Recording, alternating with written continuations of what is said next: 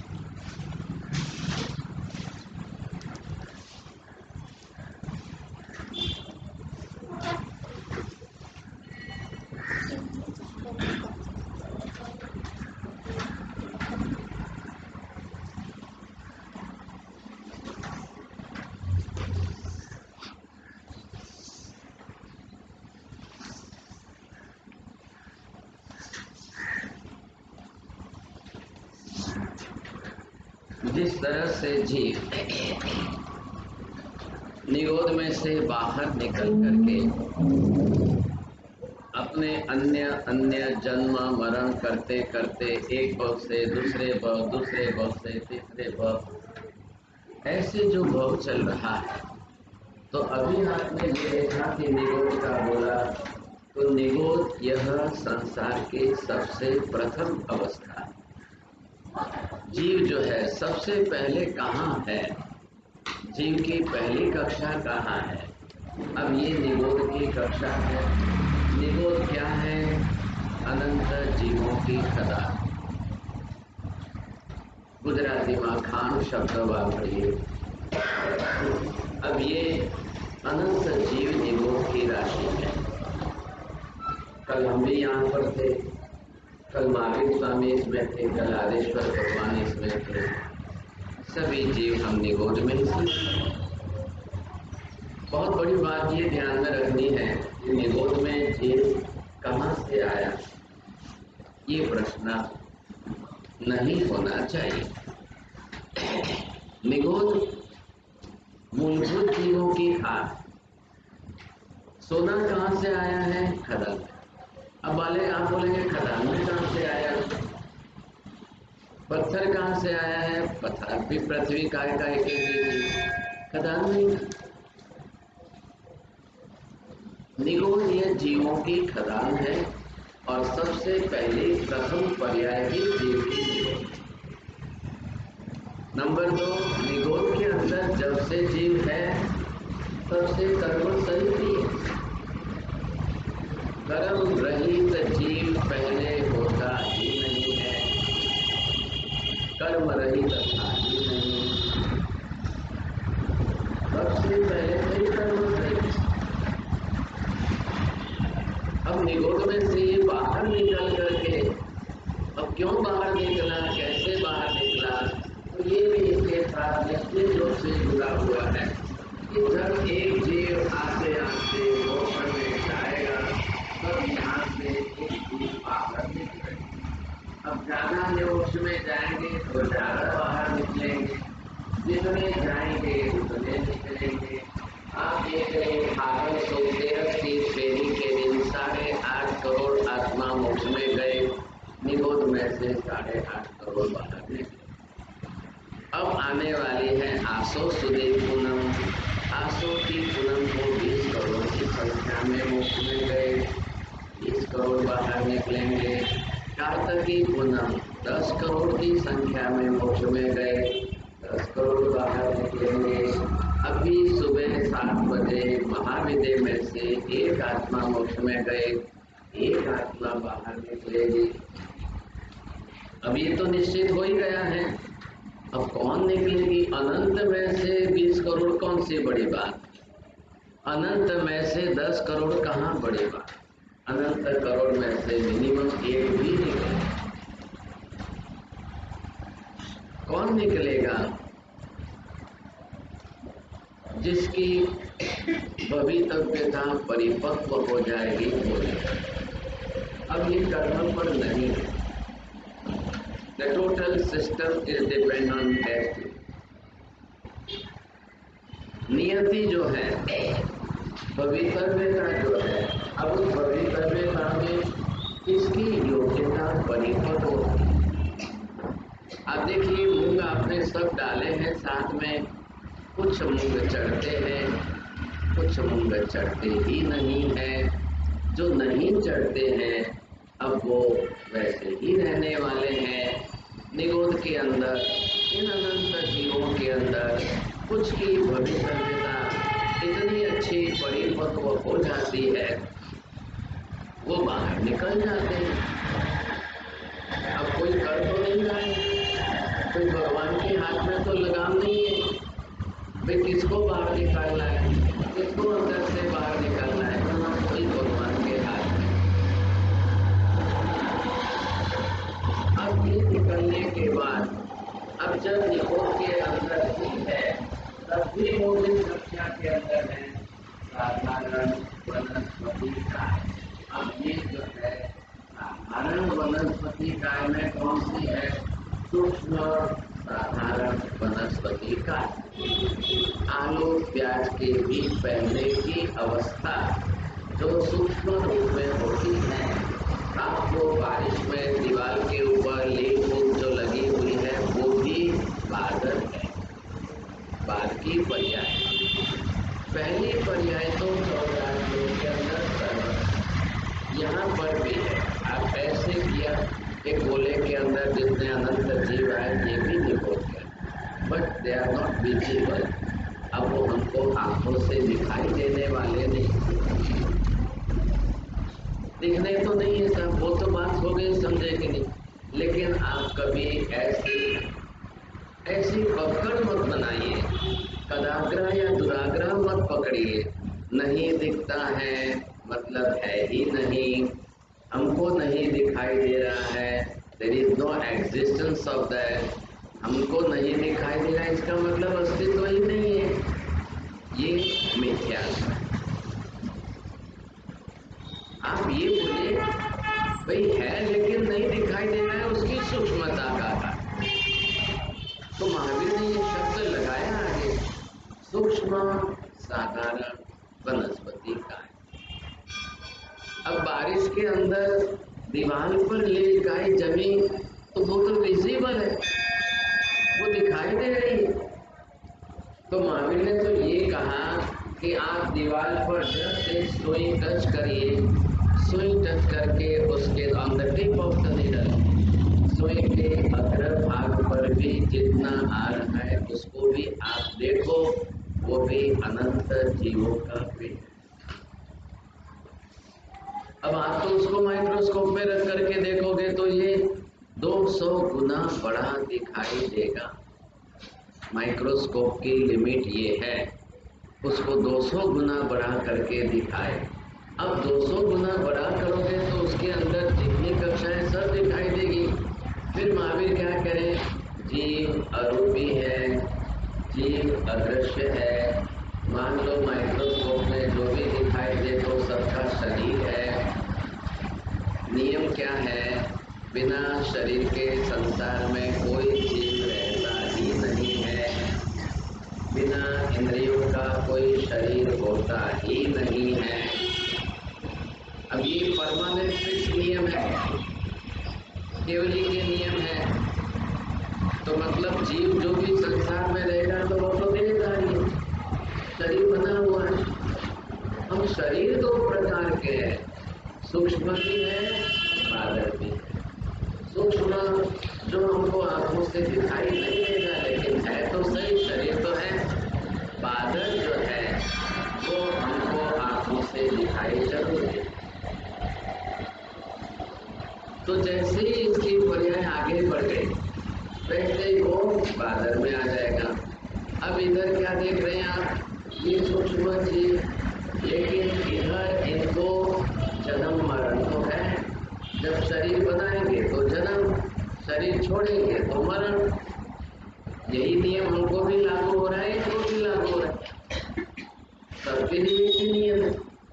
जैसे ही जीव आकर के शरीर बनाए वो जन्म हो गया। हमने माता के गर्भ में प्रवेश करके पहला काम शरीर बनाने का ही किया। पहला जन्म तो हमारे माँ का गर्भ में हमारा हो चुका है। अब शरीर पूरा करने में, पूरा बनाने में 9.5 महीने लगे और आप धरती पर आए तब तक 9.5 महीने बीत गए। ये संसार के व्यवहार का जन्म है। अब किसी को थाली बजानी है, किसी को पेड़े खाने हैं, किसी को अपना उत्सव मनाना है, करो भाई, जो करना है करो। ये आपके संसार का व्यवहार है। केवली की दृष्टि से गर्भ में प्रवेश हुआ और उसी दिन जो है उसका शरीर बन गया। 2 घड़ी का 48 मिनट का समय लगा। 2 घड़ी के अंदर जन्म हो चुका है। अब आपका आयुष्य चालू हो गया, जीवन चालू हो गया, हार्ट बीट धड़कनी चालू हो गई, सब कुछ प्रक्रिया अंदर शुरू हो गई। अब वो जीवंत है इसलिए सारी प्रक्रिया हो रही है। मर गया होता वो प्रक्रिया ही नहीं बनती, आगे ग्रोथ ही नहीं बढ़ती। लेकिन ये है कि सबका ही तो 9.5 महीने तो लगने ही। अब संसार के व्यवहार का जन्म बना, तो ये तो सब जीवों के लिए काम तो कम से कम अल्प समय, ज्यादा समय लगना। एक चिकन के पेट में एक अंडा तैयार होता है, लेकिन चिकन 28 घंटे में ही धरती पर रखते, तो उसका गर्भकाल मात्र 28 दिन का ही नहीं। शरीर पेट में गर्भ को जीव को रखा 28 घंटे तक। अब बाहर जब वो अंडे में से निकलेगा तब तक का उसका गर्भकाल। तो जीव कोई अंडे के रूप में जन्मेंगे, कोई कोटक जन्म में जन्मेंगे, कोई जरायु जन्म में जन्मेंगे, कोई समुच्छेद जन्मेंगे, कोई उत्पाद जन्मेंगे। अब केवली भगवान अपनी आंखों से देखकर सबके लिए बताएंगे। आप नरक में चले जाओ, गर्भकाल 48 मिनट का ही है। वहां तो किसी को माता पिता के संयोग से तो उत्पन्न होना ही नहीं है। नरक के अंदर ऐसा ही हमारे जैसा पंचेंद्रिय शरीर ही बनता है। 2 हाथ, 2 पैर, 2 आंख, 2 नाक, कान सब जो है वहां पर शरीर तो पंचेंद्रिय नहीं बनता है। लेकिन लगते 48 मिनट। क्यों भाई साहब, हमारा शरीर पंचेंद्रिय, हमको 9.5 महीने और नरक में और देवलोक में 48 मिनट। उनका वैक्रिय शरीर, वैक्रिय वर्गना के पुतल परमाणु लेकर के 2 घड़ी की 48 मिनट में पूरा खेल खत्म हो रहा है। 48वें मिनट के बाद 50वें मिनट में जन्म हो जाए और 50वें मिनट के अंदर दौड़ने लग जाए। सामने परमाधामी तैयार खड़े हैं, परमाधामी 1 मिनट छोड़ने को तैयार नहीं। वो भागेगा नहीं तो क्या करेगा? हम जन्म लेते हैं, हमको चलने में अभी 4-6 महीने लगेंगे और गाय भैंस का बछड़ा जन्मता है 2-4 घंटे में ही चलने लगता है। हाथी का बच्चा जन्म लेता है, वो 40 मिनट में ही चलने लग जाएगा। वो नहीं चलेगा तो दूसरे प्राणी जंगल में फाड़ देंगे, मार देंगे, खा जाएंगे। क्या करेंगे ऐसा? तो जिन जीवों के अंदर जैसी प्रक्रिया है, जिन जीवों के अंदर, अब चिकन का बच्चा है, बाहर पैदा हो गया, अंडा फोड़ के बाहर आ गया।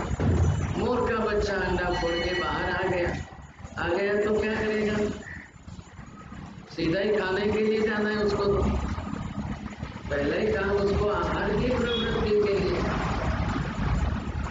जीव के लिए सबसे पहली आहार संज्ञा है।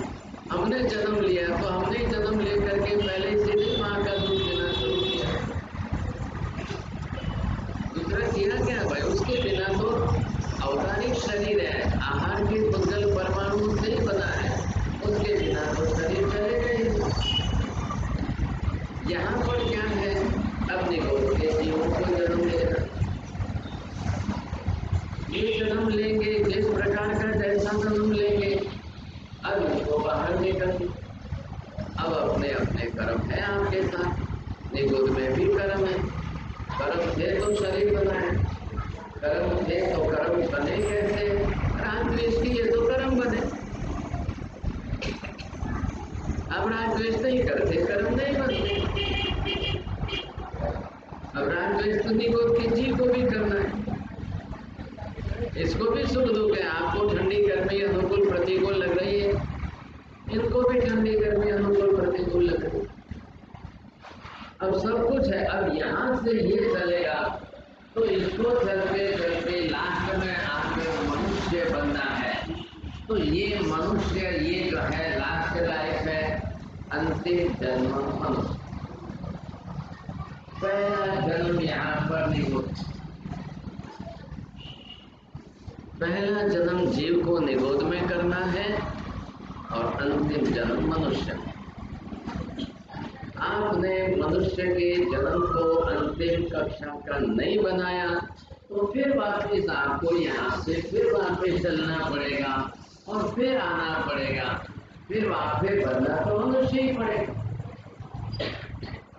मनुष्य बनोगे तो ही आपका मोक्ष होगा, इसके सिवाय तो मोक्ष संभव नहीं है।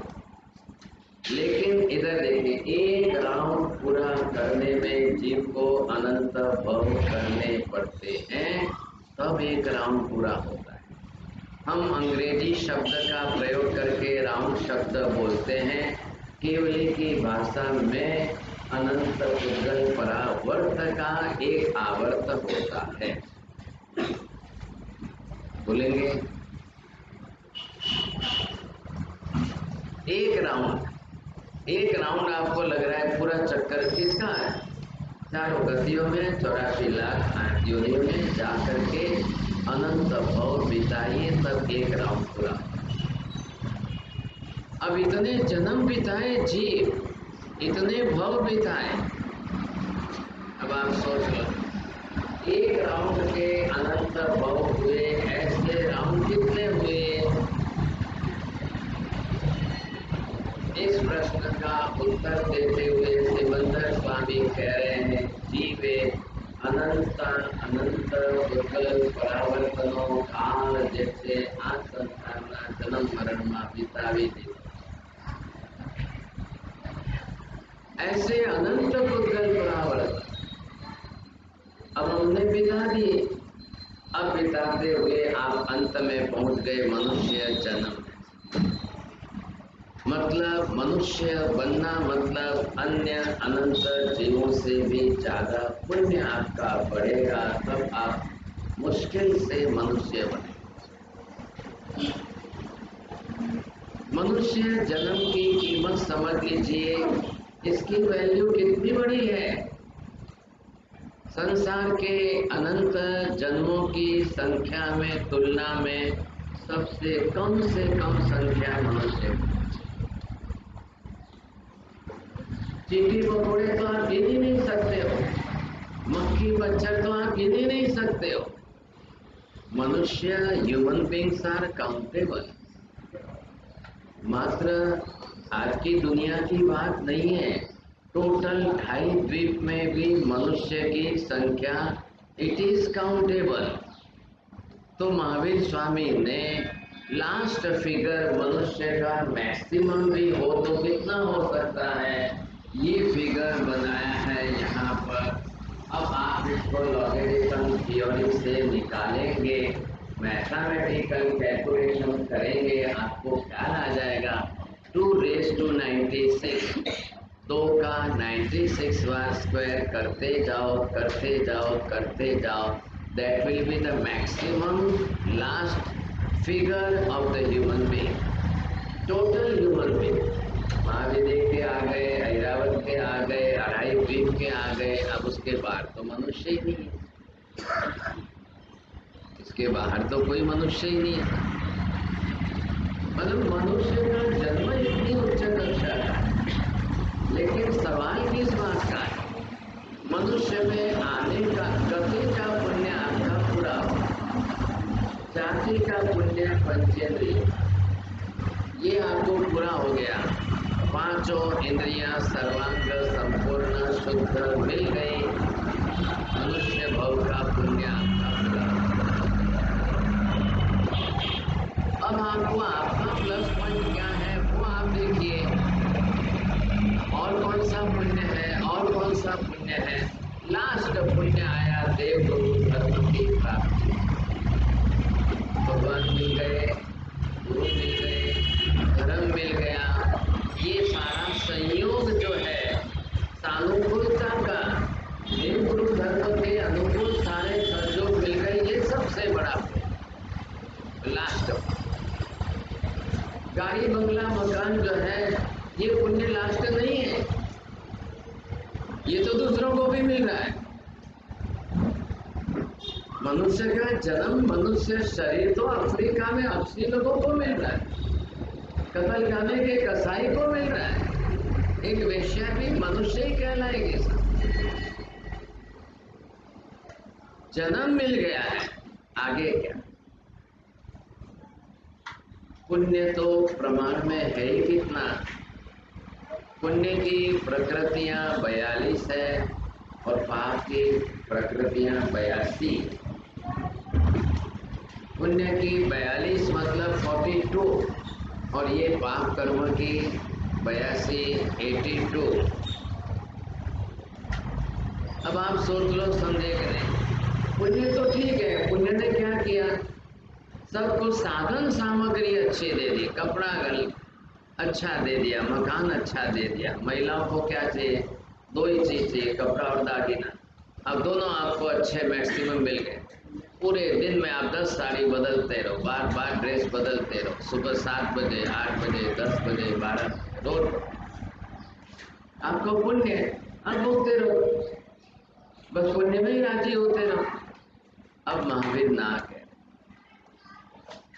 पुण्य में राजी मत होइए, पुण्य से जो मिला है अब उससे आगे चलकर कर्म क्षय करके पहला काम आपको करना है, मिथ्यात्व का ग्रंथि भेद करके सम्यक दर्शन प्राप्त कर लो, ये पहला।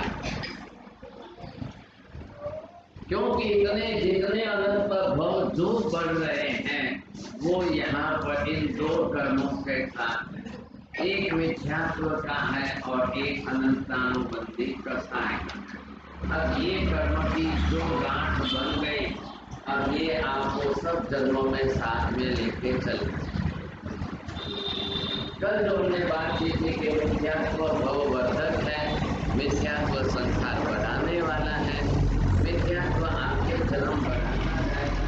अब आपने यहाँ से दूसरा जन्म लिया, तीसरा जन्म लिया, चौथा जन्म लिया, अब आप जन्म लेते लेते लेते अब कहीं पर भी जाओगे, कितने भी जन्म लोगे तो ये कर्म आपके साथ ही करने वाले, ये कर्म आपका संसार बना है।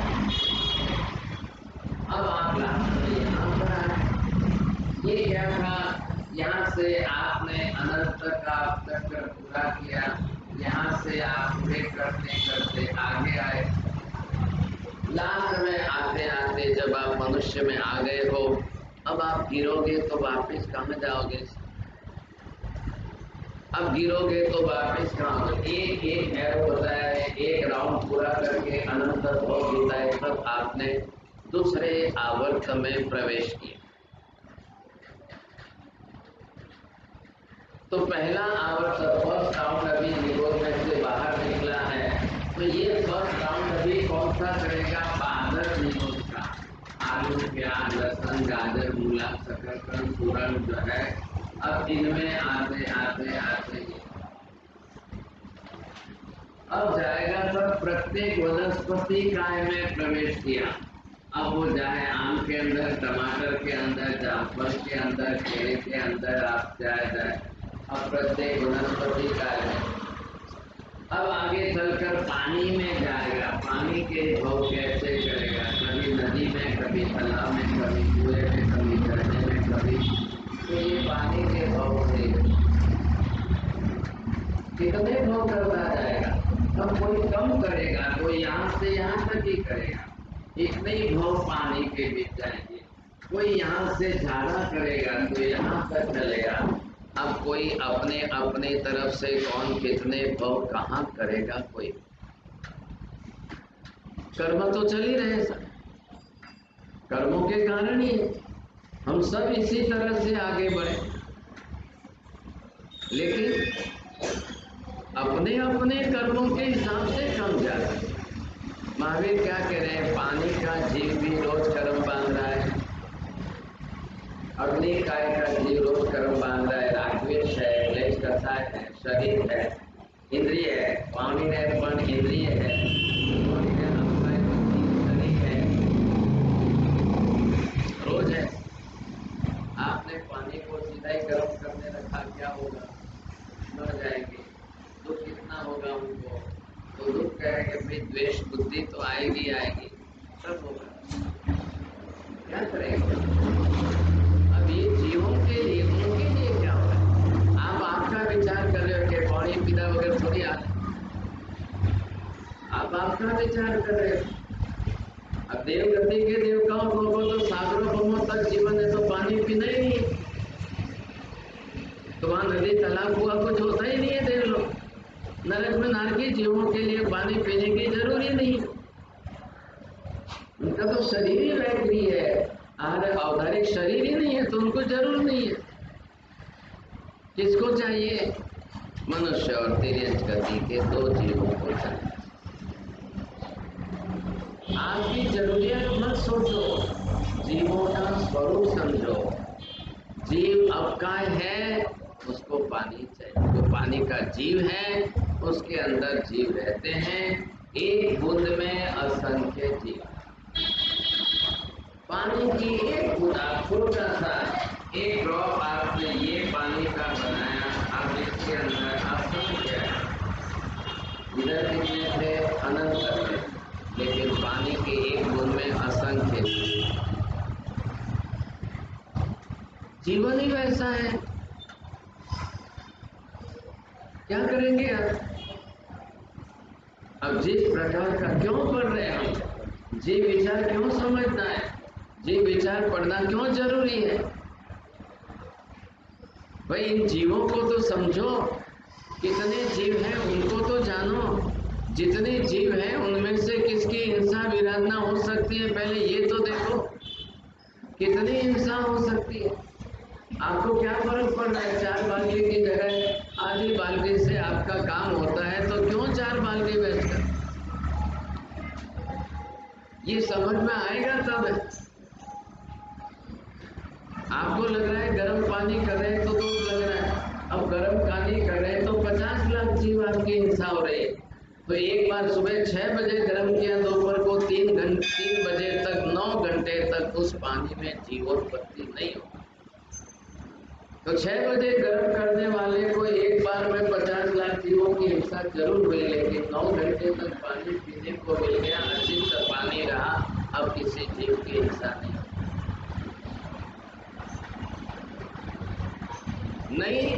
नहीं गर्म करते तो 6 बजे, 7 बजे, 8 बजे, 10 बजे, 12 बजे, 3 बजे तक के 9 घंटे में 50 करोड़ हो जाए।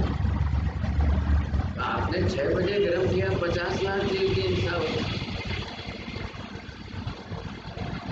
अब सर्वथा पानी के बिना रह नहीं सकते, तो हम कोई ना कोई कैलकुलेशन निकालें, मैक्सिमम से मिनिमम पर आने की कोशिश करें। अब कम से कम पर तो जिया, तो बॉइल करके आपने पिया तो 6 बजे 50 लाख की हिंसा का भागीदार बना, लेकिन 50 करोड़ से तो बच गया। ये हेतु पहले समझ लीजिए, नहीं तो चलता ही रहेगा, हिसाब ही नहीं है इसका, कोई अंत ही नहीं। अब ये कितने राउंड बीतेंगे तब तक तो खाली एक ही नहीं है पर्याय। अब यहाँ तक तो आपके एक ही नहीं है पर्याय, अब बाद में 23 पर्याय, 23 पर्याय, 24 पर्याय, अब लास्ट में आप यहाँ पर पहुंचे हो। अब पंचेंद्रिय की कक्षा में आए।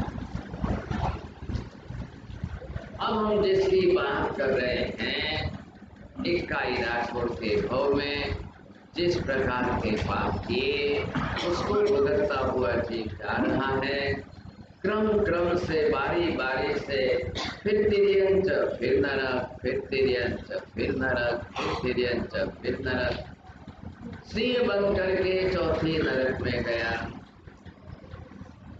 अब नरक में से निकल करके फिर वहां पे बाहर आना। क्यों बाहर आना है नरक में से? नरक में एक बार में एक ही भव होगा, एक बार में 2-3 भव नरक में साथ में नहीं होंगे। अब ऐसी स्थिति में क्या करना था?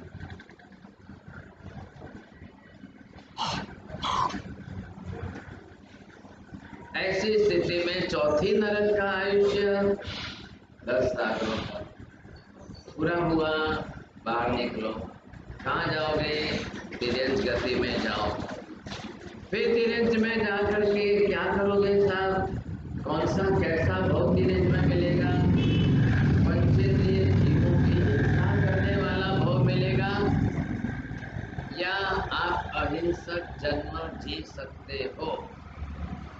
एक जाकर के लायन टाइगर में जन्म लेता है, शेर सिंह चित्ता बनता है, तो पंचेंद्रिय जीवों की हिंसा करके जीवन जी।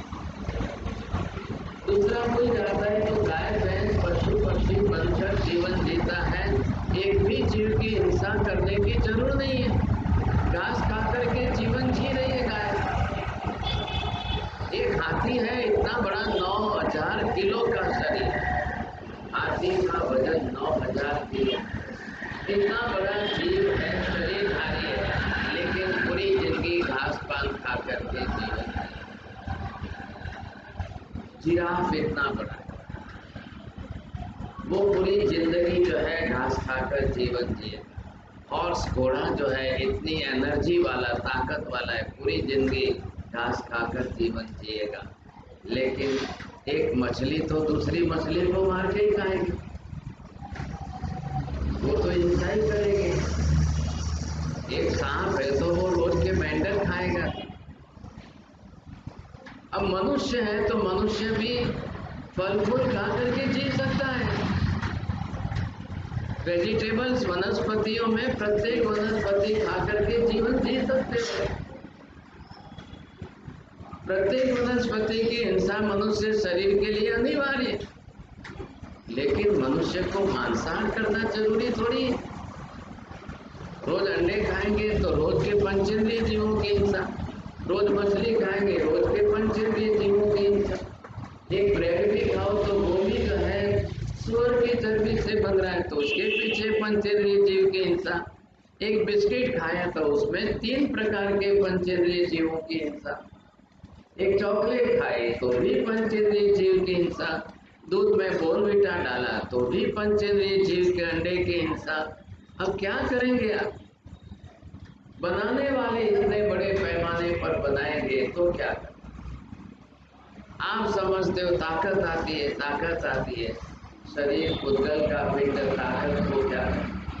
आत्मा की शक्ति है तो 13 बरस की लड़की उपवास कर मास गमन कर सिर्फ 13 वर्ष की लड़की 7 वर्ष की लड़की 28 कर सकती है, तो कौन सी शरीर की ताकत की? फिर खाना पीना है, अब हो गई 28 हो गई, फिर खाने पीने लग गए और फिर हो गए साथ खेलते खेलते कूदते दौड़ते हो गए। अब महावीर ये कह रहे हैं कि शरीर चले इतनी ताकत रखो, बस इससे ज्यादा आपको कोई दीवार तोड़नी नहीं है, कोई जाकर पत्थर फोड़ने नहीं है। आत्मा की ताकत बढ़ाओ। जो शरीर की ताकत बढ़ाने में जिंदगी बिता देगा वो आत्मा की शक्ति बढ़ाएगा। जो आत्मा की शक्ति बढ़ाने में जीवन लगाएगा तो वो शरीर को गौण करेगा।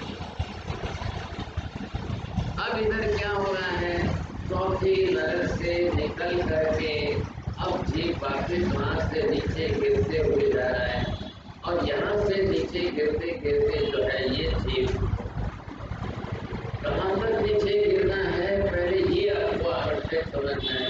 अब वहां से निकल कर मंगूस में आता है, वहां से मृत्यु पा करके जीव फिर नरक में जाता है, अब सिंह बन करके चौथी नरक में, वहां से निकल करके जीव जो है सर्प सांप बनता है, सांप बन करके जीव 5वीं नरक में जा रहा है, 5वीं नरक में से निकल करके स्त्री बनता है, मनुष्य भाव में आ गया। पुण्य तो मिल गया, लेकिन मनुष्य भी कौन सा बन रहा है, समुद्र में से मछली पकड़ के ला करके मछली काट कर बेचने वाली स्त्री। आपने देखा है रास्ते पर के मनुष्य शरीर है, पति जाकर के नदी में से तालाब में से मछली पकड़ के लाएगा, ये यहाँ पर लेकर के बैठकर बेचेगी। कोई कहता है आधा किलो चाहिए तो 2-4 टुकड़े करके आधा किलो करके फटाफट काटना है, फटाफट करना है। अब उन जीवों को कुछ नहीं लग रहा है। अब आप जाकर के उनको पूछो तुम्हाला इथे किती वर्ष झाले, किती वर्षापासून तुम्ही मासे विकता, बोले मला 50 वर्ष झाले। अब 50 बरस, 1 बरस के 360 है, 50 बरस का हिसाब करो। रोज की कितनी मछलियाँ, रोज की कितनी मछली, एक एक मछली पंचेंद्रिय प्राणी, पकड़ना भी वही, खुद लाके खाना भी वही, खुद बेचकर धंधा भी वही। अब उसका जीवन क्या होगा? ये स्त्री मर के 6ठी नरक में जाती है, सिंह मर के 4थी नरक में, सांप मर के 5वीं नरक में, स्त्री मर के 6ठी नरक। अब 6ठी नरक में से भी निकलना तो है, आप किसी भी नरक में जाओ, फर्क क्या पड़ने वाला है? आयुष्य लंबा है। 4थी नरक में गए थे 10 साल, 5वीं नरक में गए 17 साल, 6ठी नरक में गए 22 साल। अब 22 सालों का आयुष्य पूरा करके वहां से निकलता है, अब साथ में मनुष्य बनता है, पुरुष बनता है। अब पुरुष तो स्त्री से भी 1000 गुनी ज्यादा हिंसा करे, वो तो वहां ला करके बैठ के बेच रही है, लेकिन पकड़ के कौन ला रहा है? एक बार की झाड़ डाली, आधे घंटे में पकड़ के खींच के लावे हजारों मछलियां। कोई छोटी है, कोई बड़ी है, कोई छोटी है, कोई बड़ी है। अब वो 24 घंटे में से 10 घंटे अगर पकड़े, 30 मिनट की, आधे घंटे की 1000 हुई, 12 घंटे की कितनी हुई? रोज की, प्रतिदिन, एक दिन की। जब पेट की हिंसा व्यापारी हिंसा बन जाए तो पेट की हिंसा तो लिमिट थी, खाने को तो इतना ही चाहिए, सब किसी का भी पेट हो, आखिर इतने आहार से तो पेट भर ही जाएगा। अब वही हिंसा व्यापारी हिंसा बन गई, अर्थोपार्जनकारी बन गई, आजीविका कारक बन गई। अब हिंसा का प्रमाण 1000। समझ लो कि आपने अगर हिंसा को व्यापारीकरण करके आजीविका बना ली तो आपको तो जिंदगी भर कर दी। अब वो पाप आपके सिर पर इतना होगा, इतना होगा अब गुणाकार कौन करेगा? इधर आप बोलते हो सातवीं नरक में 33 सागरोपम का आयुष्य, इतने लंबे काल तक। तो एक सागरोपम बरोबर असंख्य बरस, असंख्य का 33 बार गुणाकार करो, इतना आयुष्य सातवीं नरक में एक बार जीना। इधर जब आप आयुष्य का सागरोपम का गणित करो तब आपके दिमाग में नहीं बैठता है। लेकिन एक आदमी 50 साल तक अगर केवल समुद्र में मछली पकड़ता है तो उसका हिसाब कौन? एक आदमी 50 साल तक कतल खाने के अंदर गाय भैंस काटता है तो उसका हिसाब कौन? एक आदमी होटल के अंदर रोज जो है 10 किलो 20 किलो आलू प्याज कुकर के अंदर उबाल करके छाल निकाल करके उसको काट कर सब्जी बना। आप देख लो होटलों में, देख लो मैक्सिमम तो अनंत काय का ही उपयोग हो रहा है सब जगह पर दुनिया में। दुनिया के किसी होटल में चले जाओ, अब आपको वहाँ वो दूधी की बटाना की सब्जी नहीं देखा, आलू प्याज की सब्जी है, लहसुन गाजर की कढ़ी है, ये जा रहा है, ये जा रहा है। एक आलू में जब अनंत जीव है और वो एक दिन के 50 किलो आलू जो है, तो 50 किलो का एक एक पोता आता है, तो 50 किलो आलू के अंदर नंग कितने हो गए? 500 नंग है कि 1000?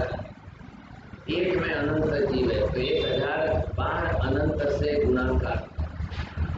अब वहाँ उनके पास होटलों में तो बहुत बड़े बड़े जो है एक साथ में 20 किलो 50 किलो के कुकर बने हुए, अब वो दिन भर उसको तो वही करना है। एक आदमी को लगा दिया तुम दिन भर जो है आलू काटो, दूसरे को लगा दिया तुम दिन भर प्याज काटो। एक होटल में दिन के 500-1000 लोग खाने के लिए। 5 स्टार किचन नहीं होता है, 5 स्टार आपका डाइनिंग हॉल और टेबल होता है। किचन में तो आप 5 स्टार में भी देखने जाओ तो हालत वही है। रसोई घर अभी इतना बड़ा रसोई घर है, एक इधर आलू निकाल रहा है, एक लहसुन काट रहा है, एक प्याज काट रहा है, एक गाजर काट रहा है। अब है क्या? होटल मालिक को तो पैसा ही कमाना है। होटल मालिक को क्या करना है? पैसा ही कमाना है। अब जब उसने हिंसा का व्यापारीकरण करके आजीविका बना दी, अब वो 10 साल होटल चलाए तो क्या होगा? 50 साल होटल चलाए तो उसका गणित कितना है? एक दिन के 500 किलो आलू हो तो 50 साल 360 दिन का एक बरस। अब उसका हिसाब कर। हमारे शास्त्र आपको जैन को क्या कह रहे हैं? हिंसा का व्यापारीकरण मत करो, हिंसा को आजीविका का उद्देश्य मत बनाओ। पेट आपको भी भरना है, आजीविका आपकी भी है। कपड़े के ताके लेकर के कपड़ा बेच दिया, आपने पैसा कमा लिया, कुटुंब परिवार खा रहा है, पी रहा है, चल रहा है। आप हिंसा का आजीविका का साधन बनाकर बस उस पर जीवन चलेगा तो आप अकेले हिंसा करोगे, पूरा परिवार खाने वाला। परिवार के 10 मेंबर है कि 20 मेंबर, सब आपके भागीदार, सब भागीदार। तो ऐसे हिंसा का व्यापार नहीं करना है। हम अहिंसक है, अहिंसा प्रेमी का काम खाली जीव दया में 500-1000 लिखा दिया इतने से पूरा नहीं होता है। वो जीवन व्यवहार में आजीविका आदि को देखकर समझ करके आज पूरे हिंदुस्तान में चले जाओ, एक जैन आपको होटल चलाने वाला नहीं मिलेगा। अब वो होटल चलाएगा तो दूधी की सब्जी बना के खिलाएगा तो कौन आएगा? वहाँ कौन आने वाला? फिर वो बोले रोटी बनाता हूँ, आपको दूधी की सब्जी खिलाओ भाई साहब, आप भी खाओ सब। अब ये हालत है वहाँ पर। तो जैनत्व के संस्कार हमारे बाप दादाओं ने धर्म के साथ नियम के साथ जोड़ करके बनाए। जीवन इतनी ऊंची पुण्याई का मिला है, इधर देखना तो आप एक राउंड अगर नीचे चले गए, आप चले यहाँ से, अब यहाँ से एक राउंड नीचे उतर गए, यहाँ तक आ गए, तो अब यहाँ से यहाँ आए, तो अब महावीर क्या गौतम पूछ रहे भगवान साथ ही तो नरक है, ये बाद में निकल करके एक बार फिर वापिस जाता है, फिर आता है, फिर जाता है, फिर आता है, यही तो हुआ है। आप नरक में गए, फिर निकल करके आए नरक में से, फिर आकर के मनुष्य बने। अब आप यहाँ से जिस तरह से चढ़े, ये यहाँ पर आपके लिए ये सातों नरक हमने बनाए। अब यहाँ से जो आप नीचे गिरो समझे, अब जिस तरह से नीचे गिरते जाओ, अब ये सातवीं नरक में आया, फिर वापिस तो यही आना है। नरक में तो सिर्फ एक ही भव होता है, अब वहाँ एक से दूसरा भव साथ में हो नहीं सकता है। अब वहाँ से निकल करके कहाँ जाओ? अब महावीर ये कह रहे कि अभी भी उसके पास जाना है, तो गिर करके नीचे पंचेंद्रिय में तिर्यंच में आए, तिर्यंच में से भी भव पूरे कर ले, चौरेंद्रिय में आ गए, चौरेंद्रिय से भव पूरे कर ले, वो तेन्द्रिय में आएगा, तेन्द्रिय से भव पूरे कर ले, अब वो आते आते वेन्द्रिय में आए, अब वो वेन्द्रिय में भव पूरे कर ले, फिर एकेंद्रिय में आए। यहाँ पर महावीर कह रहे हैं गौतम, वहाँ से निकल करके जलचर पंचेंद्रिय प्राणी में आएगा, मछली बनेगा, कछुआ बनेगा, ग्राह बनेगा, मगर बनेगा, सुकुमार बनेगा, सारा 12 लाख जाति कुल कोटि जो है उसमें जलचर तिर्यंच पंचेंद्रिय। अब वहां से निकल करके एक एक योनि के अंदर फिर करके और अनेक लाख बार जन्म मरण धारण करते हुए बारंबार वही दुर्गंध होता रहेगा। अब वहां से निकल करके चतुष्पद में आएगा, 4 पैर वाले, हाथी, घोड़ा, बैल, बकरी। वहां से निकल करके पूरा परिसर पर सांप की गति में जमीन पर रेंगते हुए, पेट घिसते हुए चलने वाले जीव बनेगा। वहां से निकल करके भुज परिसर पर अब सर्पादि की जाति में जाकर के फिर वहां से निकलकर पक्षियों के क्या बदल रहा है? शरीर बदलता है। संसार में नियम क्या है? कोई भी जीव एक ही शरीर को परमानेंट नहीं रख सकता। आपको आयुष्य तक एक शरीर चलेगा, जितना आयुष्य लेकर आए हो, 100 साल है, 1000 साल है, लाख बरस है, आपका आयुष्य एक शरीर का एक जन्म तक चलेगा। आयुष्य पूरा होगा, ये शरीर छोड़ना ही पड़ेगा। ये शरीर छूट जाएगा, फिर जाओ दूसरा शरीर बनाओ। तो शरीर बनाने के लिए 84 लाख योनि है, कहीं ना कहीं किसी न किसी योनि में जाके शरीर बनाना है। जिस योनि में जाओगे वहां वैसा ही शरीर बनाना। बंदर में गए तो बंदर का वैसा ही शरीर बनाना, तो वही संस्कार बंदर के आएंगे। अब 2 महीने का बच्चा बंदर का है तो भी एक पेड़ से जंप लगाकर दूसरे पेड़ पर कूद सकता। मनुष्य का बच्चा तो अब 6 महीने बाद जब चलेगा तब की बात है, लेकिन उसको तो बंदर के बच्चे को तो 1 महीने में 2 महीने में जंप लगाना ही पड़ेगा, कूदना ही पड़ेगा। उनके लिए दूसरा रास्ता नहीं है, शरीर वही है। उनको भी आहार पानी क्या मिलने वाला है? बंदर को भी पेड़ पौधों के ऊपर के फल फूल पत्ते ही मिल रहे हैं, लेकिन अब कर्म के संस्कार उसके साथ है। सांप को क्या मिल रहा है? कोई सांप दूध नहीं पीता है। ये तो मनुष्य ने पैसा कमाने के लिए वो श्रावण शुद्धि पंचमी के दिन रास्ते पर लाकर लोगों को दिखाकर दूध का कटोरा रख करके लोगों को बताया, लोगों ने पैसा दिया। और सभी सांप जहरीले नहीं होते हैं। जैसे मक्खी अलग जात है, मच्छर अलग जात। मक्खी के काटने से कोई डेंगू मलेरिया नहीं होता है, लेकिन मच्छर के काटने से डेंगू मलेरिया होता है।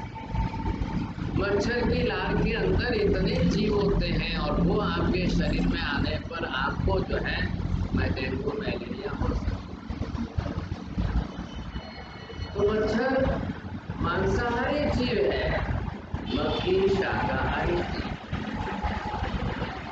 काली चींटी शाकाहारी है, लेकिन बिस्तर में होने वाले खटमल मांसाहारी, केंद्रीय जात, तो वो तो आपका पूछ करके राजी होगा।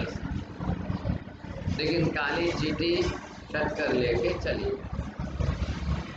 उसको एक शक्कर का कण मिल गया, उसके लिए पूरा दिन चला गया। ऐसी स्थिति में सब जीवों के कर्म अपने अपने कर्म है। शरीर कौन सा धारण किया है उससे कोई मतलब, आपका शरीर कैसा है कैसा नहीं है आपको देखें, कर्म के हिसाब से आप कैसा शरीर लेके चले। अब भगवान कह रहे हे गौतम, अभी इसके कर्म पूरे नहीं हुए, अब ये नीचे उतरता जा रहा है, नीचे उतर करके आते आते सौरेंद्र में आएगा, सौरेंद्र के भाव पूरे करके तेज में आएगा। अब यहाँ से उल्टा चल रहा है, अब ये उल्टा चलते चलते यहाँ से घूम करके आकर बेंजे में आएगा। अब बेंजे में से निकलते निकलते फिर आगे बढ़कर के तेजे में, पंचेंद्रिय मनुष्य पर्याय में पहुंचने के लिए कितना काल और कितने भव लगे थे? अनंत अनंत काल बीत गया था, अनंत अनंत भव बीत गया। अब नीचे गिरने में कितनी देर लगी है? पंचेंद्रिय में से चौरेंद्रिय, चौरेंद्रिय में से तेंद्रिय आने में आप एक 50 साल की बिल्डिंग बांधो 5 बरस लगे, लेकिन गिराने में 5 महीने में पूरा खेल। और अभी ब्लास्टिंग के अंदर तो आप हैवी ब्लास्टिंग करो तो कॉलअप्स हो सकता। तो जीव को ऊपर पहुंचने में कितना काल लगा, कितने भव लगे? अब महावीर कहेंगे हे गौतम, चौरेंद्रिय के भव करके तेंद्रिय में, तेंद्रिय के भव, अब कितने भव करेगा तेंद्रिय के? तेंद्रिय के भव कितने होते हैं? चौरेंद्रिय की जाति में कितने भव होते हैं? कोई अनंत नहीं होते। हम लोग तो बोल रहे हो बेला तेंद्रिय, बेला तेंद्रिय, बेला चौरेंद्रिय। मैक्सिमम जो है 2 लाख प्रकार के ही शरीर हुए, 3 लाख प्रकार के ही 2 लाख प्रकार के ही शरीर में तेंद्रिय में भी, और 2 ही लाख प्रकार के शरीर जो है चौरेंद्रिय, बेला तेंद्रिय, बेला तेंद्रिय, बेला चौरेंद्रिय। गणित है, फिक्स गणित है, आप 1-2 इधर उधर कम नहीं कर सकते हो। ये केवलियों का किया हुआ कैलकुलेशन, कोई कम ज्यादा, कुछ भी कम ज्यादा, गणित के हिसाब से आंकड़े आए। अब क्या करेंगे आप? इसमें से नीचे उतर करके आए, अब आते आते आप एकेंद्रिय में आए। एकेंद्रिय में कौन कौन है? 7 लाख पृथ्वी का है, 7 लाख अप का है, 7 लाख देव का है, 7 लाख वायु, पृथ्वी पानी अग्नि वायु, 4 प्रकार में 7 लाख प्रकार के शरीर अलग अलग हैं। अब आपने देखा है 7 लाख जात का पानी अलग अलग होता है। आप बम्बई का पानी देखो, राजस्थान जाओ तो मारवाड़ का पानी, गुजरात जाओ तो त्यानु पानी जोई लेजो, और काठियावाड़ में जाओ तो त्यानु। पानी में फर्क पड़ रहा है, क्यों फर्क पड़ रहा है? नदी का पानी अलग रख रहा है, कुएं का पानी अलग, बोरवेल का पानी और अलग रख रहा है, बारिश का पानी और। अब आप एक एक प्रकार को देखेंगे तब पता चलेगा। अब ये केवलियों ने एनालिसिस किया है। मैं तो विनती करके जाऊंगा, अगले साल बड़े आचार्य महाराज आए जाए तो 7 लाख का सूत्र 7 दिन तक समझ, 7 लाख का सूत्र 7 दिन तक गणित समझ। वो गणित सारा करना पड़ेगा, और आपको यहाँ कंप्यूटर कैलकुलेटर लेके व्याख्यान में बैठना। 7 लाख का, अब इतना गणित करके बताया भगवान। 13 डिवीजन के अंदर समस्त जीवों का समान, इस तरीके से समझने से केवली भगवंतों के इतने विशाल ज्ञान का मनुष्य रूप तो समझ नहीं। अब अंत में जब ये जीव लास्ट में अभी एक इंद्रिय पड़ गया है, एक इंद्रिय में आने से लास्ट हिसाब हो नहीं गया है। एक इंद्रिय में आप पृथ्वी काय से नीचे उठो, अब काय में अब काय से नीचे उठो, अग्नि काय में अग्नि काय से नीचे उठो, वायु काय में, अब ये लेयर आ गया आपका प्रत्येक वनस्पति काय। अब प्रत्येक वनस्पति गाय में आप दूधी बने कि टमाटर बने कि तुरिया बने कि काकड़ी बने, मैंगो बने कि आम बने कि क्या बने, जो बनते जाओ। अब कितने वनस्पति गाय की 24 लाख योनि, 10 लाख और 14 लाख, दो अलग अलग डिवीजन कर दिए ऐसा। 10 लाख प्रत्येक वनस्पति, प्रत्येक में जाकर आपको 10 लाख को अलग अलग कर दें। अब आप गिनो अलग अलग, कैसे करेंगे आप 10 लाख का गणित? एक बार आपने गए तो टमाटर, एक गिनती की टमाटर की, दूसरी काकड़ी की, तीसरी दूधी की, चौथी भिंडी की, पांचवी, अब गणते जाओ, हिसाब करते जाओ। अब दुनिया में हिसाब ही नहीं, इतनी वनस्पतियां हैं। कोने शू कहेवाय नागकेसर, कोने कहेवाय धतूरो, कोने कहेवाय गोगलू, कोने कहेवाय, कोई हिसाब है? कौन जाने? हमारे खाने में नहीं आ रही है, हमारे खाने की तो गिनती की है। हमें गणतरी करी करी के लिखा। ये बादशाह को इनको बोला कि तो परवल शू होय छे, परवल वाली शू होय छे, ये कहाँ का घरे तो खाली भिंडी काकड़ी तो याद लो थे। अब वो तो समझने कोई तैयार नहीं है। तो सही कि नहीं? टिंडोरा की जात अलग है, परवल की जात, टिंडोरा की बीज अलग है, परवल की बीज जात, वनस्पति काय प्रत्येक। अब इसमें से 10 लाख का हिसाब और इससे ज्यादा उत्पत्ति योनि 14 लाख साधारण वनस्पति। नेचुरली प्रत्येक वनस्पति काय करता साधारण जीवों ने उत्पत्ति बिगड़े घनी रहवानी छे।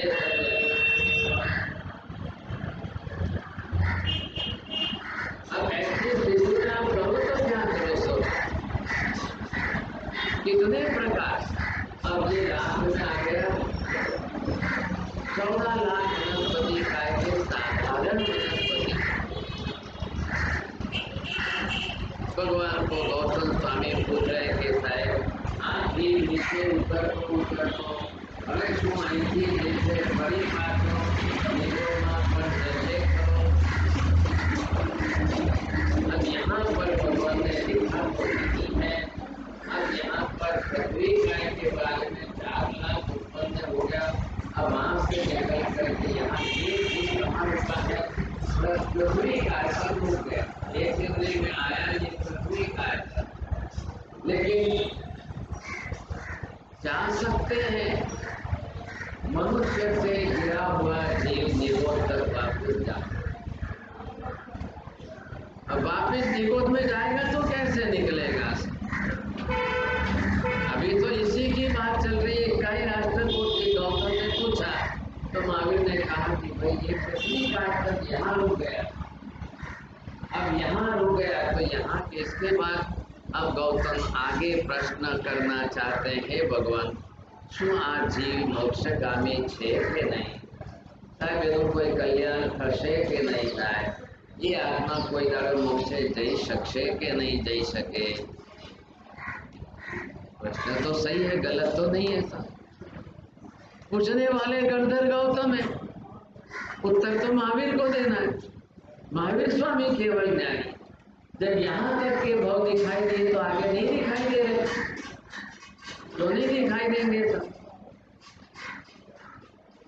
अब जब जिनका हो सकता है उनके लिए बता दिया। हाँ गौतम, ये जीव निगोद में नहीं जा रहा है, लेकिन दूसरे जाते हैं,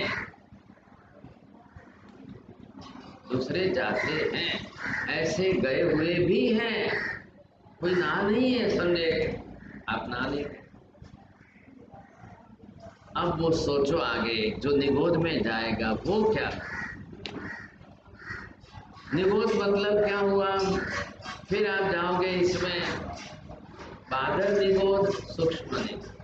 आलू, प्याज, लहसुन, गाजर, मूला, शकरकंद, सूरन जो है दीवार के ऊपर के नीलकाई, पानी टप टप टपकता रहे वहां पर जो है नीलकाई, ये बादल निगोद।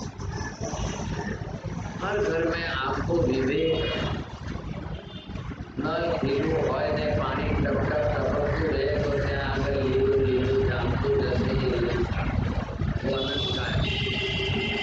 તમે તમારા ઘરમાં બંગલામાં બહુ સારું રાખ્યું છે પણ આવા જવામાં પાણી ભરવાથી લીલું થઈ ગઈ તો તમને અપાયેલા કેવળ નિગોદના જીવોને વિરાટ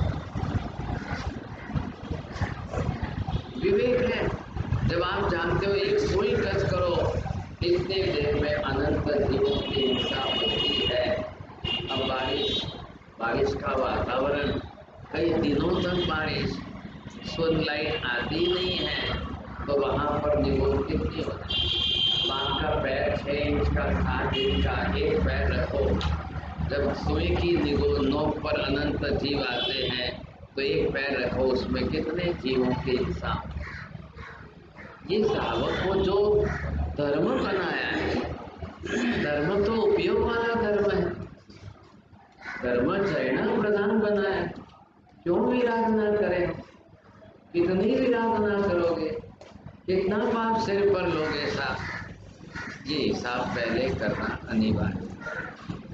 कल हम समझेंगे यहाँ पर आगे। पृथ्वी काय पर रुक गया, हे भगवान क्या ये मोक्षगामी जीव है? अब यहाँ से वापिस मोक्ष तक जाना मतलब क्या होगा? फिर वापिस क्रम तो यही है साहब, फिर मनुष्य में आएगा कब? अब मनुष्य में से वापिस मनुष्य में तुरंत आते ही मोक्ष में चला जाएगा, है संभावना। हम भी तो आज मनुष्य बन गए। अब हमारा मनुष्य बनने में 90% पुण्य है, लेकिन क्षेत्र और काल आपने मनुष्य बनने में गलत किया। आज मनुष्य महाविद्य में बन गए होते तो ज्यादा फायदा। हम आज यहाँ पैदा हो गए, यहाँ आज मोक्ष संभव नहीं। चलो नहीं है तो कोई हरकत नहीं, आज यहाँ मनुष्य बने हो, वापिस यहाँ से जो है मृत्यु प्राप्त कर महाविद्य में जाओ। अब महाविद्य में जाकर के वहां मनुष्य वहां भी जाके केवल भगवंतों की देशना ही सुन।